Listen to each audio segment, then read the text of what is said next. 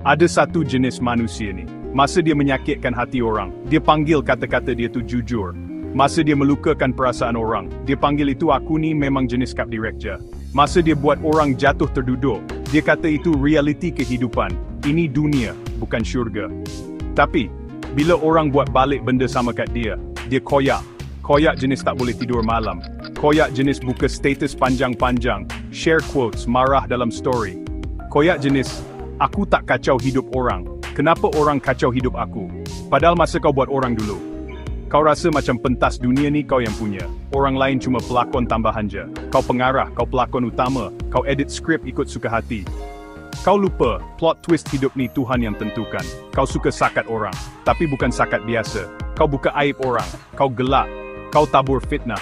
Kau kata aku pun dengar dari orang lain je. Tak tahulah betul tak?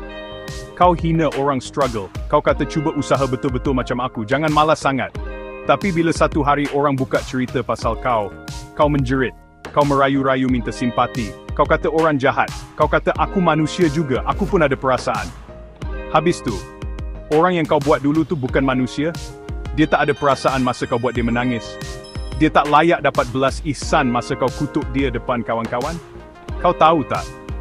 Satu hari nanti, Tuhan akan bagi kau rasa. Rasa yang sama kau pernah bagi dekat orang. Kau akan rasa ditikam dari belakang. Kau akan rasa dibenci tanpa sebab. Kau akan rasa dipandang rendah, walaupun kau dah cuba sedaya upaya. Dan masa tu kau akan tahu, lidah yang tajam akan patah bila dia terhantuk pada hati yang pernah kau robek dulu. Manusia ni pelik.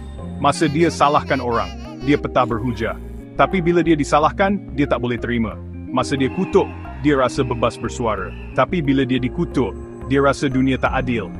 Masa dia buat salah, dia nak difahami. Tapi bila orang buat salah, dia hukum tanpa belas kasihan. Kau nampak tak double standard tu? Kau boleh buat kat orang, tapi orang tak boleh buat kat kau. Kau boleh bercakap ikut sedap lidah, tapi orang kena jaga hati kau. Tahu tak kak kenapa hidup kau makin berat sekarang? Makin susah nak tidur lena? Makin susah nak dapat kawan yang betul-betul ikhlas. Sebab balasan Tuhan tak pernah minta izin untuk datang. Dia datang waktu kita paling tak bersedia.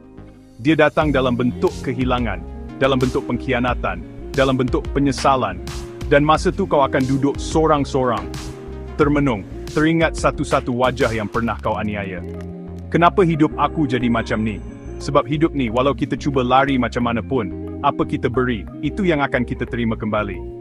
Kau cucuk jarum, jangan harap kau dapat bunga. Kau simbah api, jangan harap orang datang bawa air. Kalau kau rasa, macam terkena dekat batang hidung aku, tak payah marah.